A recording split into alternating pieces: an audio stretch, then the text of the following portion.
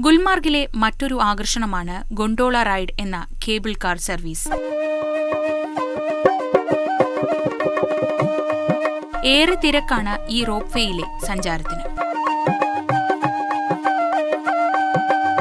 French കമ്പനിയായ പൊങ്കാൽസ്കിയുമായി സഹകരിച്ച് കശ്മീർ ഭരണകൂടം സ്ഥാപിച്ച കേബിൾ കാർ സംവിധാനമാണിത്. ഭൂപ്രദേശത്തിന്റെ ആകാശക്കാഴ്ച സാധ്യമാക്കുകയായിരുന്നു ഇതിന്റെ പ്രധാന ഉദ്ദേശം.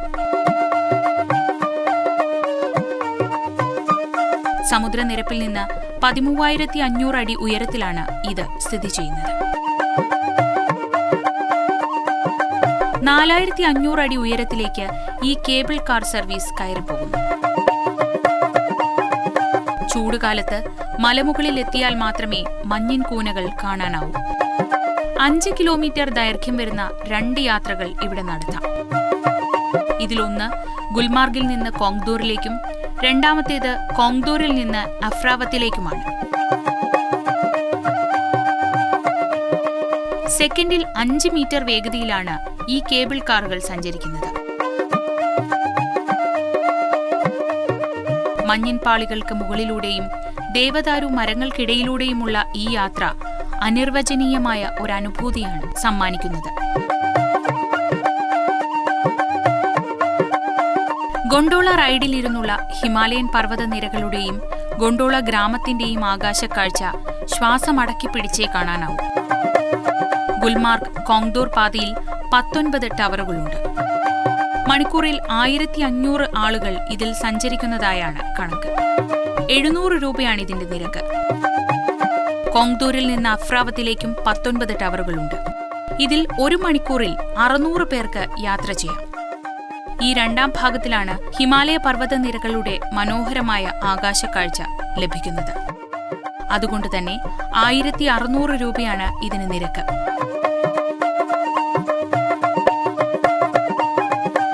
മഞ്ഞുമലകൾക്ക് മുകളിലൂടെ കേബിൾ കാറുകൾ സഞ്ചരിക്കുന്നത് തന്നെ മനോഹരമായ ഒരു കാഴ്ചയാണ്.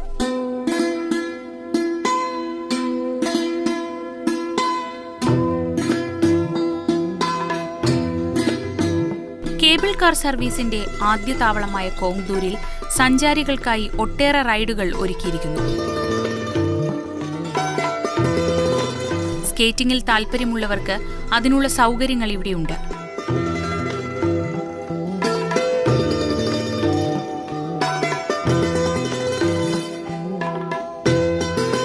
പ്രത്യേകതരം ഷൂ ധരിച്ചു വേണം മഞ്ഞിൻ പാളികൾക്ക് മുകളിലൂടെ സ്കേറ്റ് ചെയ്യാൻ.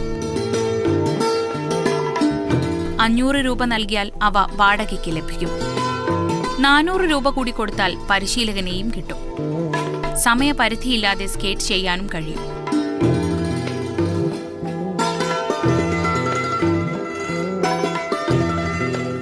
കുട്ടികളും മുതിർന്നവരുമെല്ലാം ഇവിടെ സ്കേറ്റിംഗ് ആസ്വദിക്കുന്നു.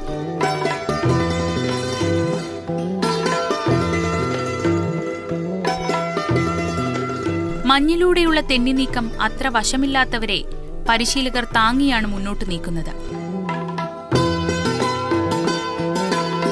ചിലർ പതിയെയാണെങ്കിലും സ്വയം സ്കേറ്റ് ചെയ്ത് നീങ്ങുന്നു.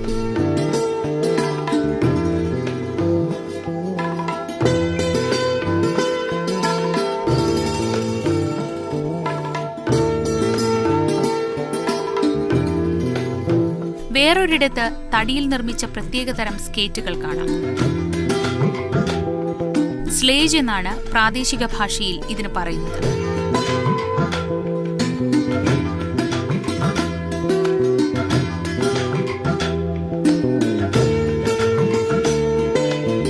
ഒന്നോ രണ്ടോ പേർക്ക് ഇതിൽ ഇരുന്ന് സഞ്ചരിക്കാം.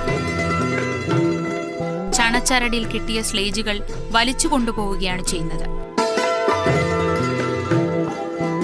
കയറ്റത്തിലും മറ്റും വലിച്ചു കയറ്റൽ അല്പം ശ്രമകരമാണ്.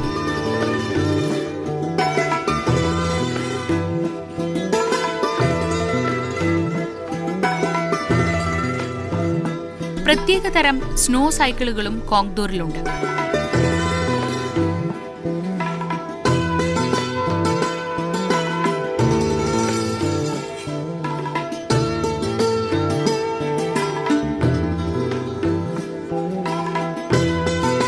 യൂറോപ്പിൽ നിന്ന് ഇറക്കുമതി ചെയ്ത സ്നോ ബൈക്കുകൾ ഇവിടെ ധാരാളമായി ലഭിക്കും. 1500 രൂപ നൽകിയാൽ ഈ വാഹനത്തിൽ 1.5 കിലോമീറ്റർ സഞ്ചരിക്കാം. കശ്മീരിൽ ഗുൽമാർഗിൽ മാത്രമാണ് സ്നോ ബൈക്കുകളുള്ളത്.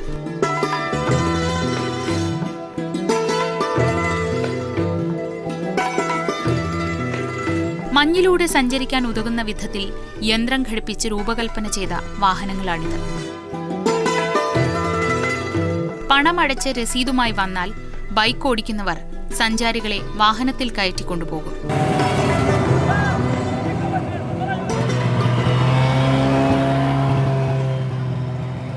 ഒട്ടേറെ ആളുകൾ മണ്ണിൻ പാളികളിലൂടെയുള്ള ഈ അവിസ്മരണീയ യാത്ര ആസ്വദിക്കാനായി കോങ്തൂരിലെത്തും.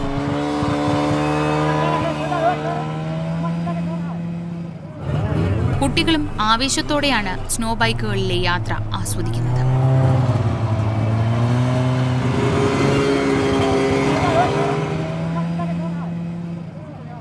മാതൃഭൂമി യാത്രയും സ്നോ ബൈക്കിൽ ഒരു സഞ്ചാരം നടത്തുകയാണ്.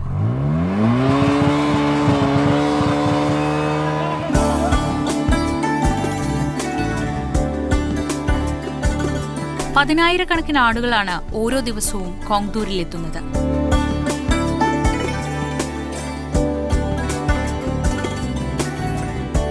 കടൽ തീരത്തെ മണലിൽ ശില്പങ്ങൾ ഉണ്ടാക്കി കളിക്കും പോലെയാണ് ഇവിടെ മഞ്ഞുപയോഗിച്ച് കുട്ടികൾ കളിക്കുന്നത്.